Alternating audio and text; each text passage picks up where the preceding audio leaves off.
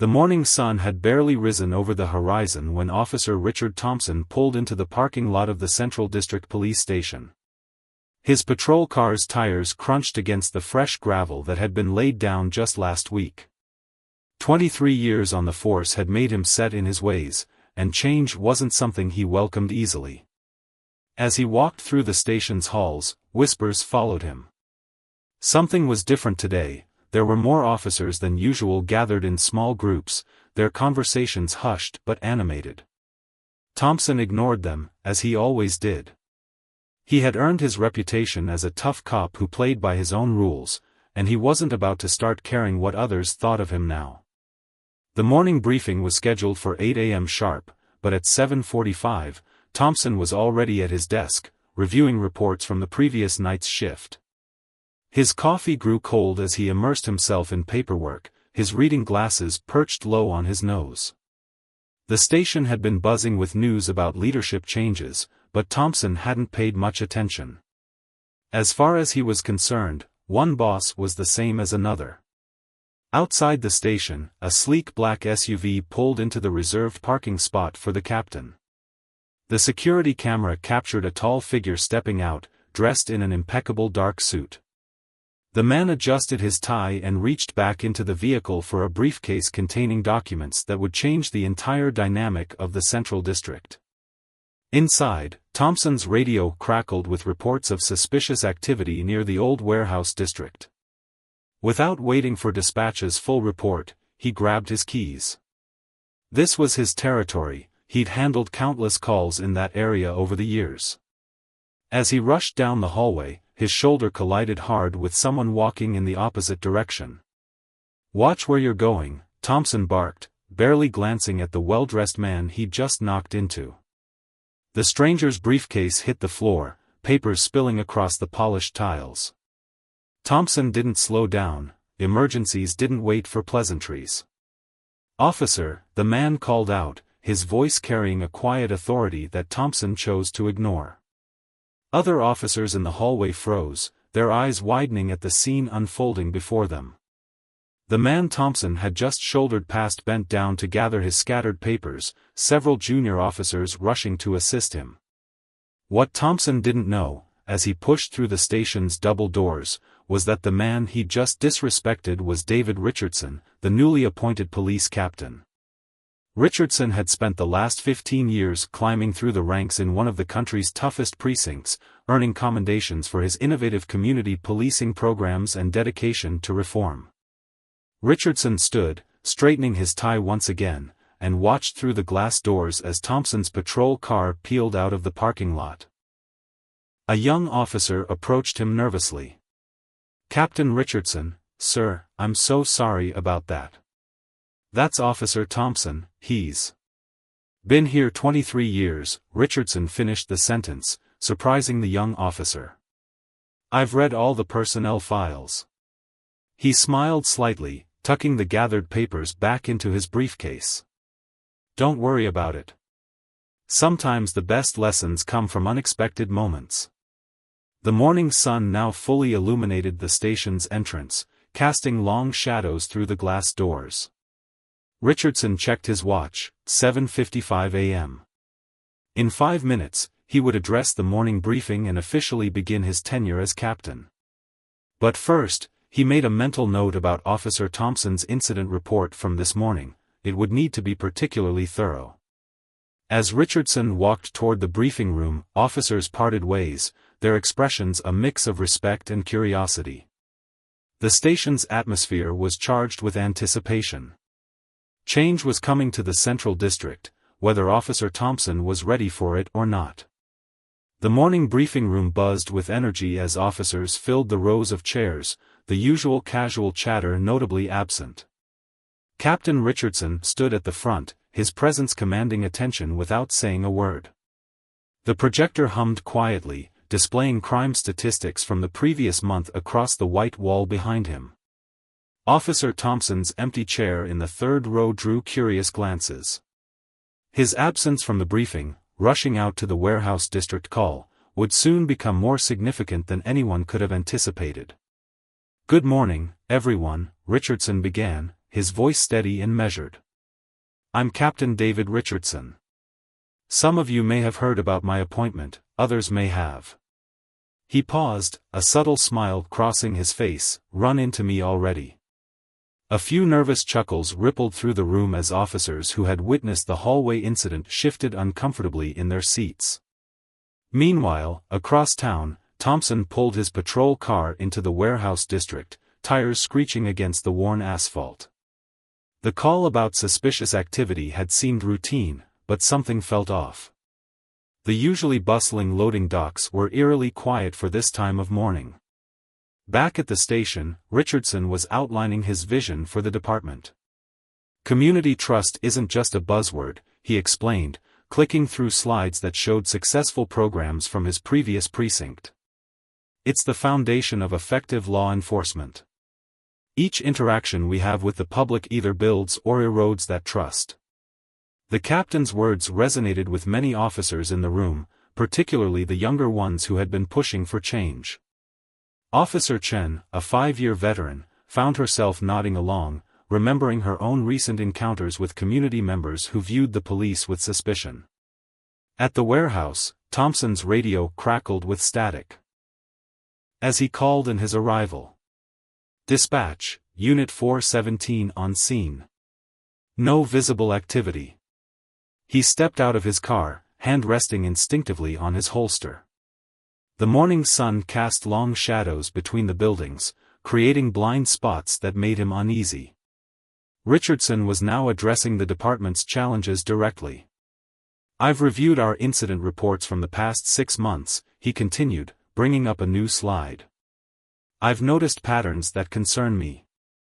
Particularly in the warehouse district, where we've had increasing reports of confrontational encounters between officers and civilians." The timing couldn't have been more ironic. As those words left Richardson's mouth, Thompson was advancing through the warehouse complex, his aggressive approach to patrol unchanged by years of civilian complaints.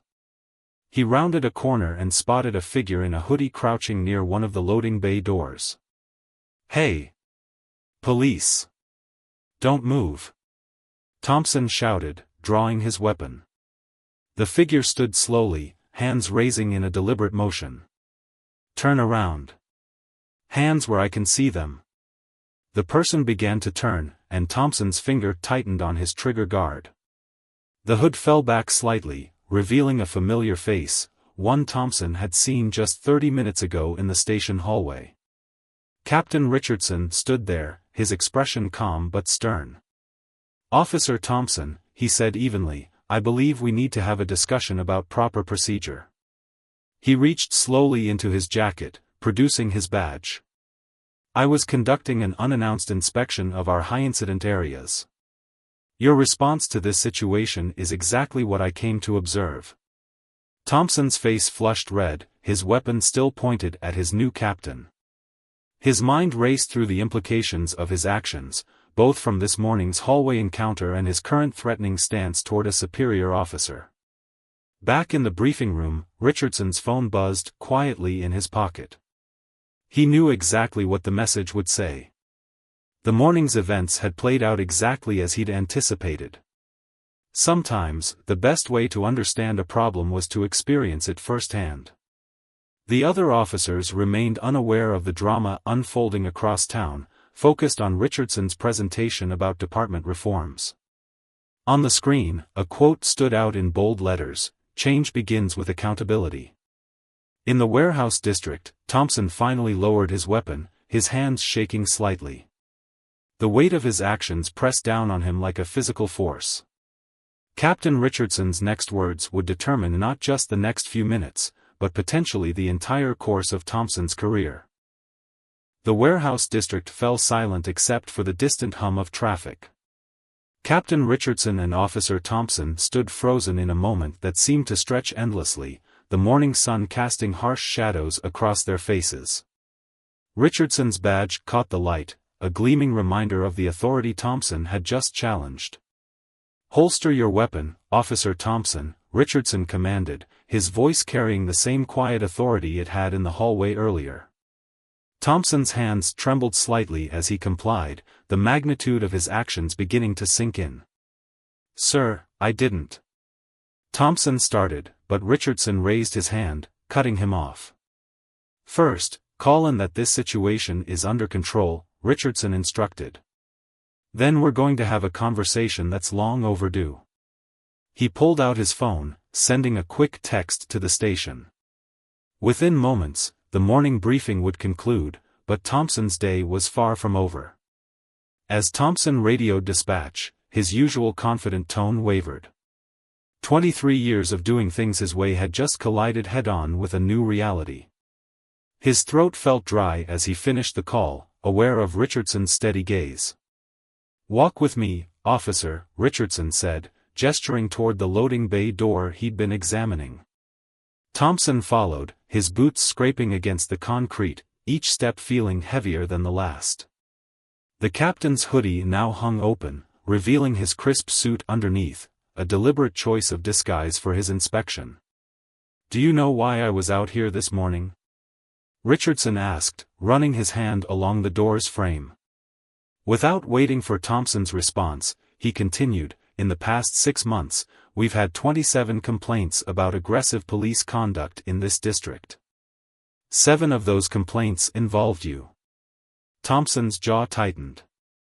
"Sir, this is a high-crime area. Sometimes you have to be firm to maintain control of." "Control?" Richardson interrupted, turning to face Thompson. "Let's talk about control. 10 minutes ago, you burst onto this property without backup, weapon drawn, and nearly escalated a situation that didn't exist. What if I had been a civilian checking their business property? What if I had moved too quickly? What if your finger had slipped?" The questions hung in the air like physical things. Thompson's usual defenses felt hollow in the face of such direct confrontation. He'd always justified his actions as necessary for officer safety, but standing here, facing the man he disrespected twice in one morning, those justifications seemed to crumble. Richardson pulled out a small notebook, flipping it open. "Your record shows an officer who gets results, Thompson. Your arrest numbers are high, your case clearance rate is impressive. But at what cost?" He turned another page. "I've got statements here from business owners in this district. They talk about fear, not of criminals, but of overly aggressive police responses." The sound of approaching sirens filled the air, backup arriving for a situation that no longer needed it. Richardson tucked the notebook away and straightened his tie. "The world is changing, Officer Thompson. The question is, are you willing to change with it?"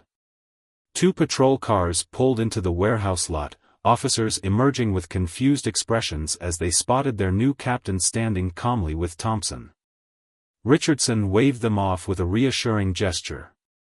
"Here's what's going to happen," Richardson continued. "You're going to return to the station and write up a detailed report about this morning's incidents, both of them. Then you're going to meet me in my office at noon. We'll discuss your future with this department." Thompson's face paled.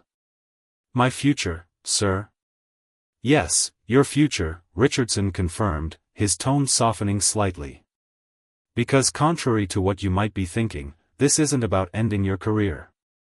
It's about deciding what the rest of it looks like." As Thompson turned to leave, Richardson called after him. "And Thompson? The next time someone bumps into you in the hallway, take a moment to look them in the eye. You never know who they might be." The drive back to the station felt eternal. Thompson's mind raced through the morning's events, seeing them from a new perspective. The hallway encounter, his rushed response to the call, the drawn weapon, each moment now seemed like a link in a chain of poor decisions. At the station, officers watched silently as Thompson made his way to his desk. The morning briefing had ended, and word of his encounter with the new captain was already spreading through whispered conversations and knowing looks. As he sat down to write his report, Thompson's computer screen reflected his tired face. For the first time in years, he saw himself as others might see him, not as the tough, effective officer he'd always believed himself to be, but as someone whose methods belonged to a fading era. The cursor blinked on the blank report form, waiting for him to begin documenting the morning's events. In the captain's office upstairs, Richardson was already preparing for their noon meeting, laying the groundwork for what would either be the end of Thompson's career or the beginning of his transformation. The hours between morning and noon crawled by with excruciating slowness. Officer Thompson sat at his desk, meticulously typing his report, deleting and rewriting sentences multiple times. Each word felt like a confession, each paragraph a testimony to years of ingrained habits that now seemed impossible to justify. Around him, the station buzzed with its usual activity, but Thompson noticed something different in how his colleagues moved through the space. The younger officers, who had once given him a wide berth, now watched him with a mixture of curiosity and something that looked uncomfortably like pity. At 11:55, Thompson stood from his desk, straightening his uniform with hands that wouldn't quite stay steady. He'd changed his shirt earlier, not wanting to face the captain in the same uniform he'd worn during the morning's confrontation. The fresh starch felt stiff against his neck as he made his way upstairs. Captain Richardson's office door stood open, but Thompson knocked anyway. Through the glass walls, he could see Richardson reading from a tablet, his suit jacket now hanging on a coat rack in the corner.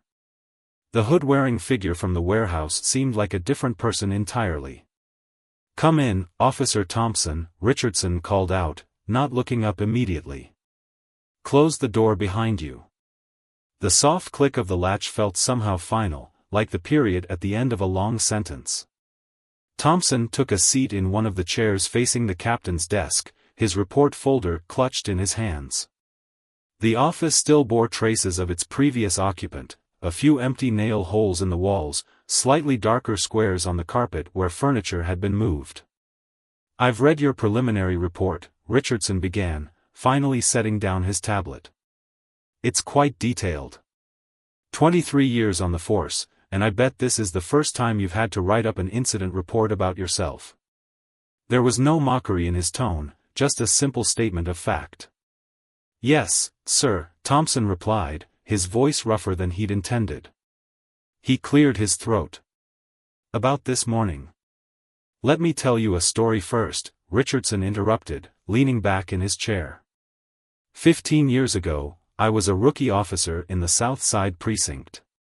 My first week on patrol, I got called to a domestic disturbance.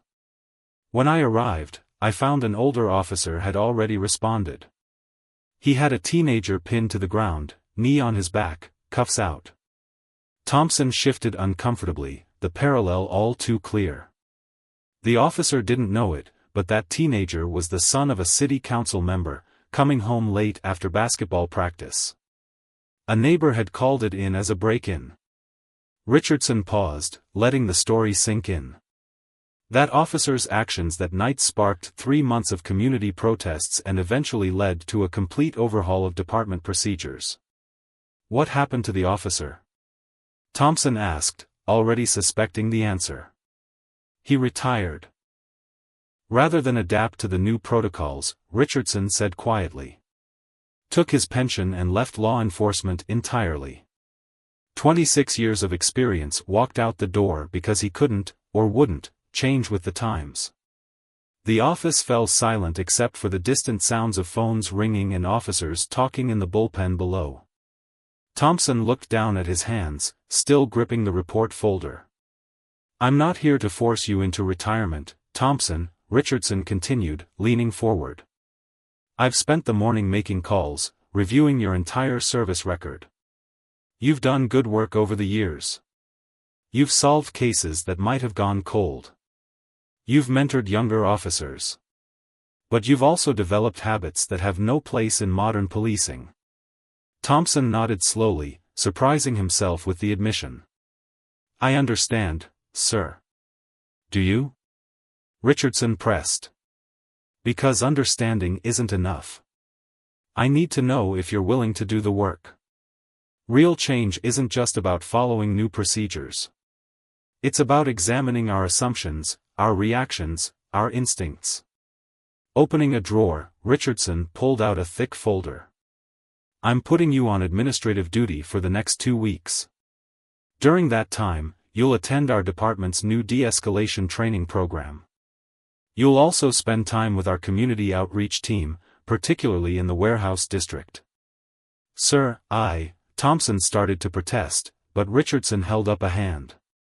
"This isn't a punishment, Thompson. It's an opportunity. I've seen officers like you make this transition successfully.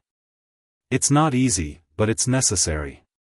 And frankly, given your experience and knowledge of this community, we need you to be part of the solution." Thompson sat back, letting out a long breath. The weight of the morning's events, the years of complaints, the realization of how close he'd come to ending his career, it all pressed down on him. But beneath that weight, something else stirred. Was it relief? The possibility of change?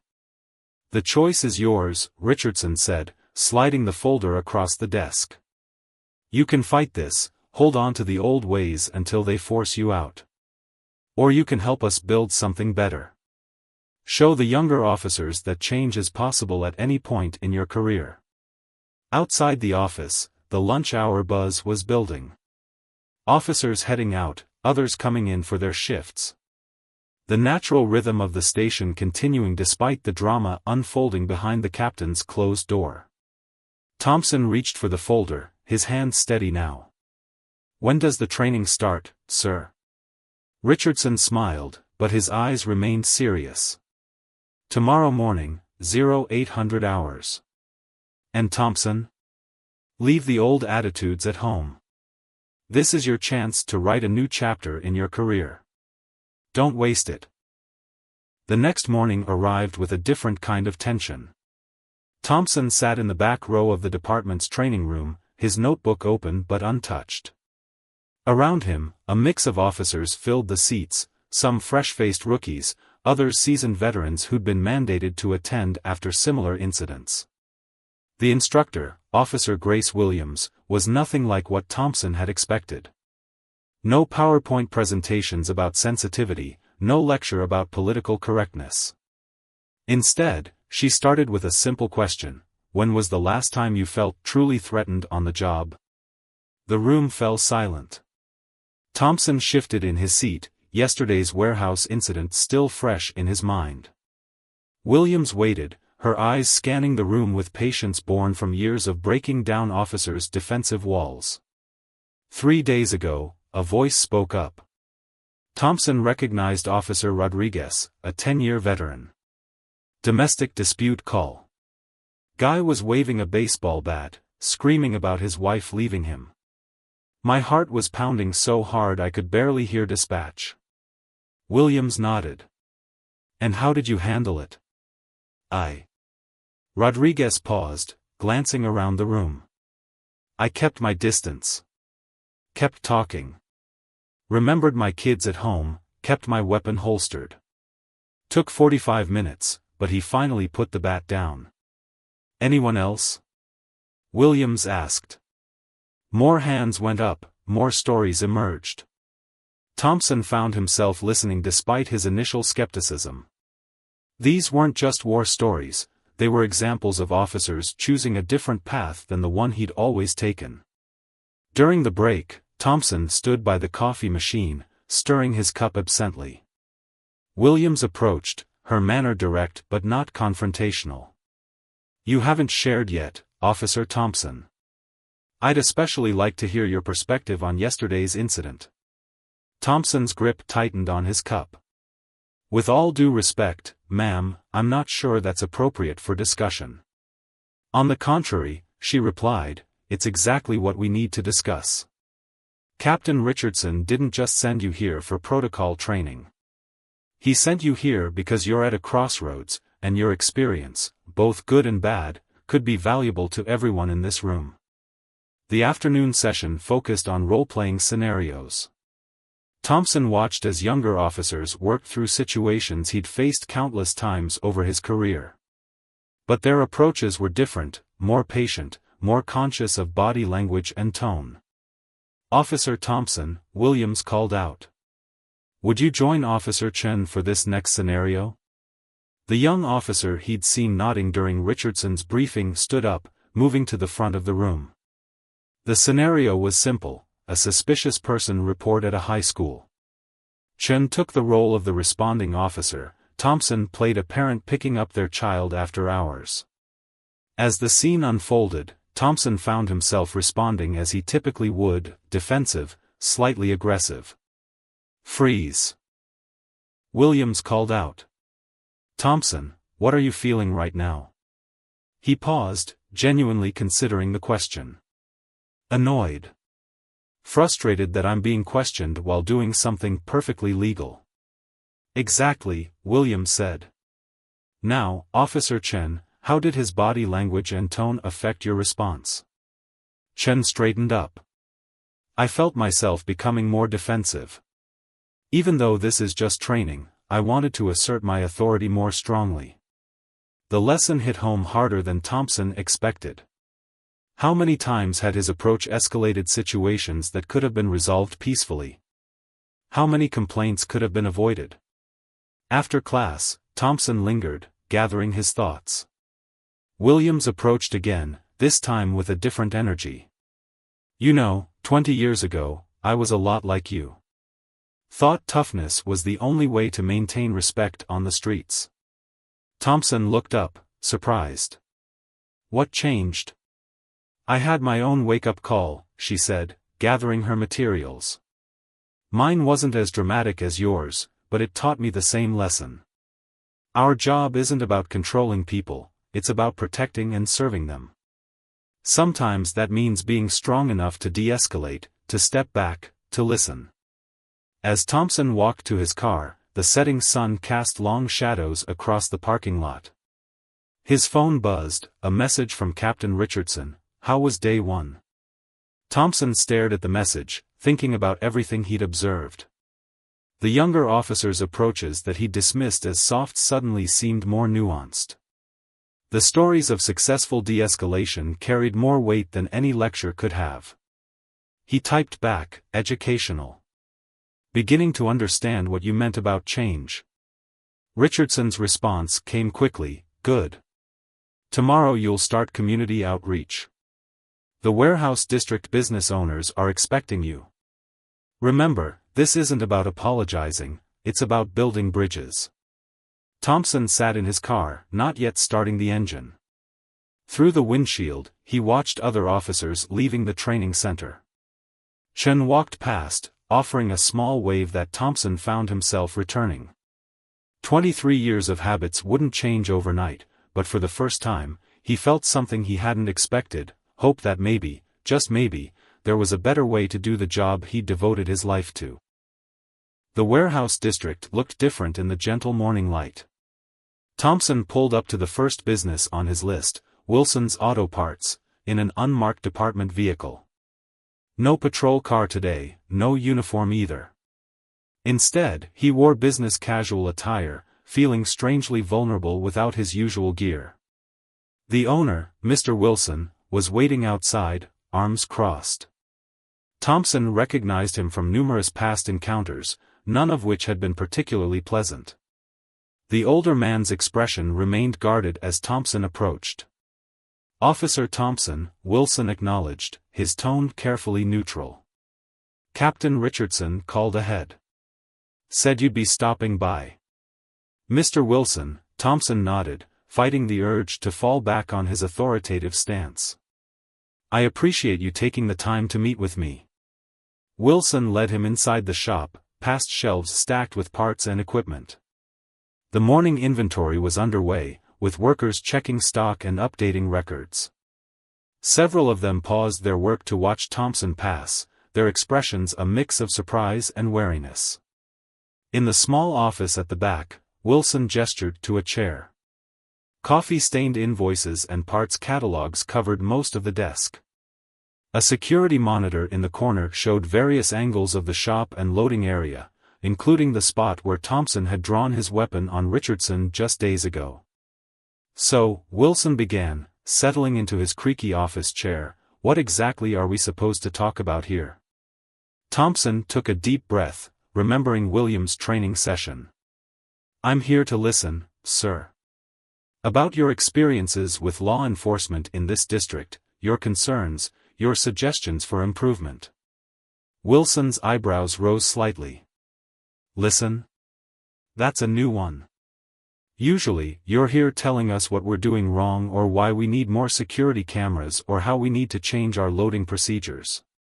The criticism stung, but Thompson forced himself to stay quiet, to really hear the frustration in Wilson's voice. "You know what it's like running a business here?" Wilson continued, warming to his subject. "We deal with actual threats, theft, vandalism, occasional break-ins. But sometimes, the way police respond makes things worse. Customers see squad cars flying in with lights and sirens, officers drawing weapons. It scares people away." Legitimate customers. Thompson nodded slowly, memories of his own aggressive responses playing through his mind. "How many times have I been one of those officers?" Wilson's expression softened slightly at the unexpected admission. "More than a few. But you're here now, asking questions instead of giving orders. That's something." Their conversation continued, touching on specific incidents, community concerns, and potential solutions. Wilson shared stories about his 30 years in the district, how it had changed, how the relationship between business owners and police had evolved, not always for the better. As morning turned to afternoon, Thompson visited more businesses. Each conversation revealed a new perspective on law enforcement's impact on the community. At the local diner, the owner talked about how aggressive police presence during lunch hours affected her business. At the shipping company, workers shared stories about feeling intimidated during routine security checks. By late afternoon, Thompson found himself back at his car, his notebook filled with comments and concerns he'd never considered before. His phone buzzed, another message from Captain Richardson: "Stop by my office before you leave today." The drive back to the station gave Thompson time to reflect. He'd spent years viewing the warehouse district as a problem to be controlled rather than a community to be served. The realization was uncomfortable, but necessary. Richardson was reviewing reports when Thompson knocked on his office door. "Come in," he called out. "How was your first day of community outreach?" Thompson sat down, feeling the weight of the day's conversations. "Educational," he said, echoing his response from the previous evening.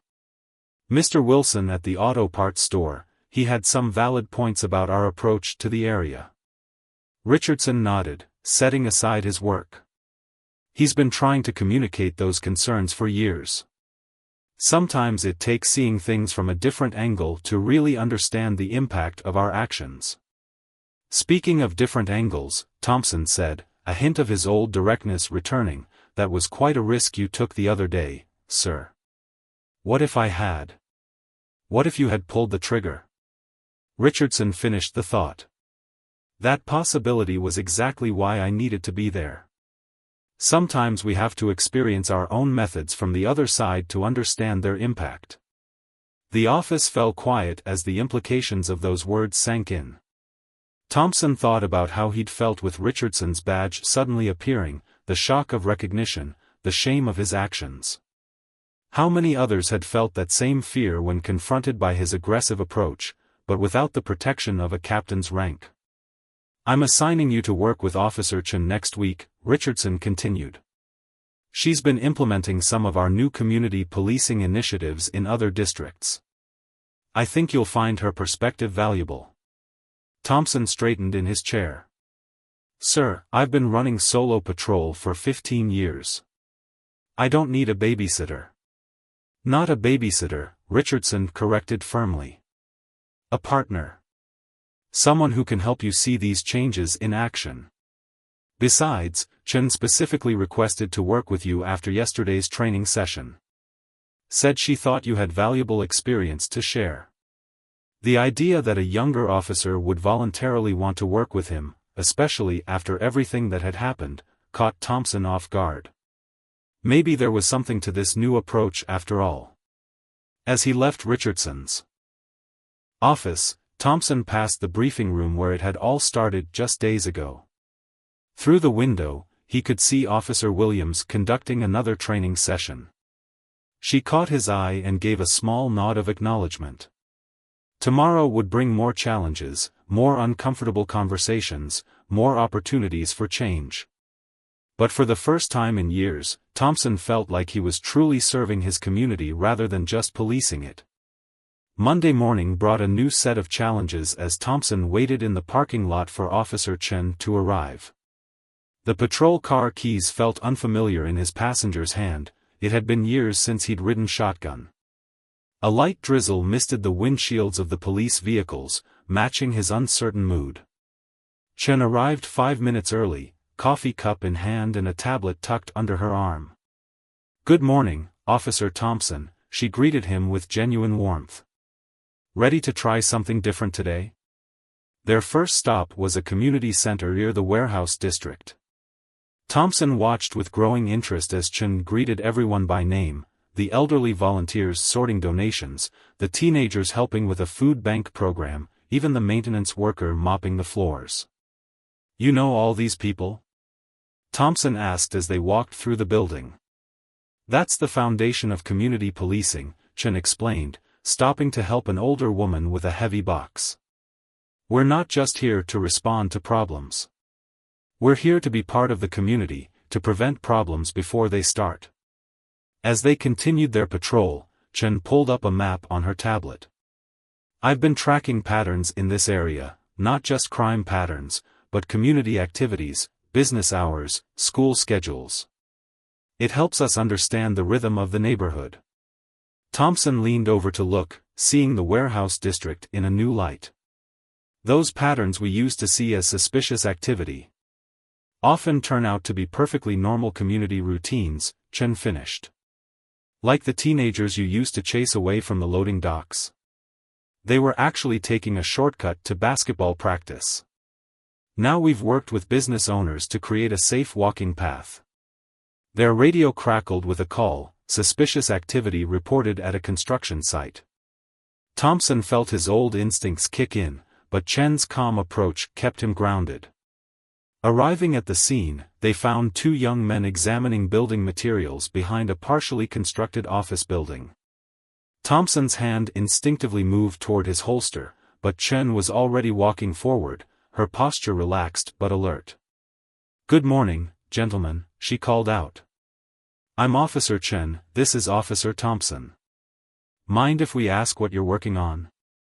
The men turned, and Thompson recognized one of them, a local contractor's son he'd previously confronted about trespassing. The young man's eyes widened with recognition, but Chen's presence seemed to ease the tension. "We're checking materials for our next project," the contractor's son explained, showing them his phone with work orders displayed. "Dad's company is handling the electrical work. We always compare the delivery manifests with what's actually on site." Thompson watched as Chen engaged them in conversation about the construction project, their business, their challenges with material theft. What could have been a confrontation became an opportunity to build relationships and gather genuine intelligence about the area. Back in the patrol car, Chen handed Thompson her tablet. "Want to add these guys to our community contact list? Having reliable eyes and ears in the construction sector could be valuable." Thompson found himself nodding, impressed by how much useful information they'd gathered without a single threat or show of force.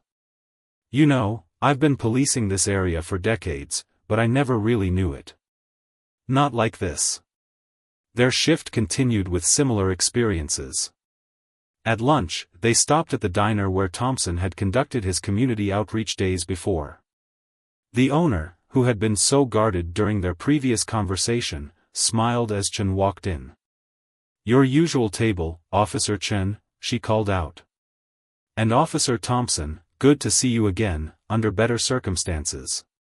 As they ate, Chen shared more about her approach to community policing. "It's not about being soft," she explained, seeming to read Thompson's lingering doubts. "It's about being smart. When people trust us, they share information. When they see us as part of the community, they help us protect it. A group of teenagers entered the diner, and Thompson tensed slightly. He'd had run-ins with some of them before. But Chen waved them over. "Hey, guys. How's the youth council project going?" she asked. The teenagers gathered around their table, excitedly sharing updates about a community cleanup initiative they were planning. Thompson listened, amazed at how these same kids he'd once viewed with suspicion were actively working to improve the neighborhood. Late afternoon found them back at the warehouse district. Chen parked the patrol car and suggested they walk the area on foot. As they passed Wilson's Auto Parts, the owner stepped out to chat, not about problems or complaints, but about the upcoming Neighborhood Business Association meeting. "Officer Thompson," Wilson called as they turned to leave. "We've got that security camera footage you asked about yesterday, the one showing the regular delivery patterns. Want to stop by tomorrow to review it?" Thompson caught Chen's approving nod. "Yes, sir. That would be helpful. Thank you." As their shift drew to a close, Chen handed Thompson the keys. "Want to drive us back?" The gesture wasn't lost on Thompson. As he settled into the driver's seat, he felt different than he had that morning. The streets they patrolled hadn't changed, but his perspective had. "You know," Chen said as they approached the station, "Captain Richardson told me about your reputation before all this. Said you were one of the most effective officers in the district. He was right, you know this area better than anyone. Imagine combining that knowledge with these new approaches." Thompson parked the car, thinking about the day's experiences. "I spent years trying to control this community," he said quietly. "Never occurred to me to try understanding it instead." Chen gathered her things, preparing to head home. "See you tomorrow, partner." The word partner hung in the air. 23 years of solo patrols, of doing things his way, of keeping others at a distance. Maybe it was time for that to change too. "Yeah," Thompson replied, surprising himself with a small smile. "See you tomorrow, partner." 2 weeks had passed since that fateful morning encounter with Captain Richardson. Thompson stood before the station's main conference room, adjusting his tie as officers filed in for the monthly community relations meeting. This time, he wasn't here to observe, he was here to present. The room looked different from this angle. Community leaders, business owners, and officers filled the seats. Mr. Wilson from the auto parts store sat in the front row, along with other familiar faces from the warehouse district. Officer Chen gave him an encouraging nod from her position near the door. Captain Richardson opened the meeting with his usual calm authority. "Today, we're going to hear about the pilot program we've implemented in the warehouse district. Officer Thompson, please share your experiences." Thompson moved to the front, the weight of 23 years of experience sitting differently on his shoulders now. He looked out at the faces before him, faces he'd once seen as potential threats or problems to manage, now recognized as partners in community safety. 2 weeks ago, he began, his voice steady, "I made a mistake that could have ended my career. Instead, it became the wake-up call I needed." He glanced at Richardson, who nodded slightly. "I'd like to share what I've learned about true community policing, and how it's changed not just my approach to law enforcement, but my understanding of what it means to serve and protect." Using Chen's tablet data, Thompson showed the dramatic decrease in confrontational incidents in the warehouse district over the past 2 weeks. Crime rates hadn't risen, but community engagement had soared. Business owners were more willing to report suspicious activity, knowing they'd receive a measured response. "We've created a WhatsApp group," Thompson explained, drawing surprised murmurs from some of his older colleagues. Business owners, community leaders, and patrol officers sharing real-time information. "Last week, we prevented 2 potential break-ins just through improved communication." Mr. Wilson raised his hand. "I can attest to the change. Last month, I wouldn't have called the police unless it was absolutely necessary. Now, I know who's on patrol, and I trust them to respond appropriately." As Thompson continued his presentation, he noticed Richardson watching him intently. The captain's expression reminded him of that morning in the warehouse district, observant, calculating, but now with a hint of satisfaction. "The real breakthrough," Thompson continued, "came when we stopped seeing the warehouse district as a problem area and started seeing it as a community. Officer Chen showed me that every person we interact with has a story, a reason for being there, a stake in the neighborhood success." He clicked to the next slide, showing photos from the Youth Council's community cleanup project. "These kids I used to view with suspicion. They're now our partners in keeping the area safe. They know every alley, every shortcut, every hiding spot. Instead of running from us, they're working with us." The presentation concluded with concrete results: improved response times, better intelligence gathering, stronger community relationships, and not a single excessive force complaint in 2 weeks. But the numbers told only part of the story. "I've been a police officer for 23 years, Thompson said, his voice growing thoughtful. "I always thought experience meant knowing how to handle every situation, usually with a show of force. Now I realize that real experience means knowing when to step back, listen, and learn new approaches."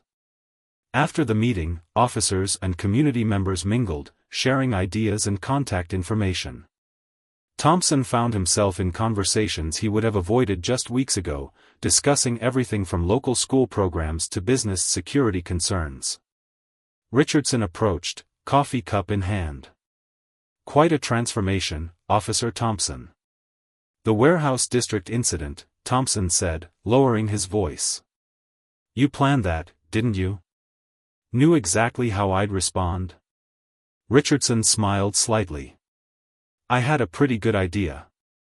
Sometimes the best way to teach is to show, not tell." "But the real transformation? That was all you. You could have retired, transferred, or just gone through the motions. Instead, you chose to grow." "Speaking of growth," Chen interrupted, joining them with her tablet. "We've got requests from 3 other districts wanting to implement similar community engagement programs. They're asking for you to help train their officers, Thompson." Thompson blinked in surprise. "Me? Train others? Who better?" Richardson asked. "You've lived both approaches to policing. You can speak to the challenges and benefits of change in a way these officers will understand." As the meeting wound down, Thompson found himself standing with Wilson near the exit. The business owner extended his hand. "You know, I never thought I'd say this, but you've really turned things around. The warehouse district feels different now, safer, but not because of more police presence. It's because we're all working together."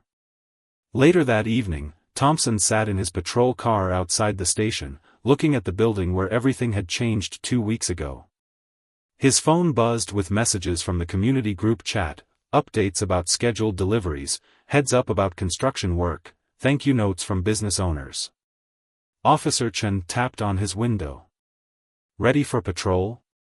Thompson smiled, moving to the passenger seat. "Lead the way, partner." As they drove through the warehouse district, the setting sun cast a warm glow over the buildings.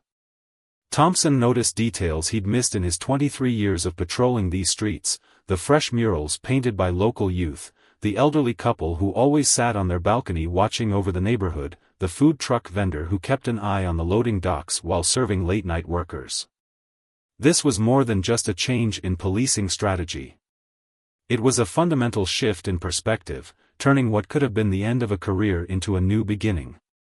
As their patrol car passed the spot where he'd once drawn his weapon on Captain Richardson, Thompson realized that sometimes the biggest threats aren't on the streets, they're in our own resistance to change. The radio crackled with a call, and Chen looked at him with a raised eyebrow. "Ready to handle this the new way?" Thompson nodded, reaching for his tablet instead of his holster. "The new way," he agreed. "Let's show them how it's done."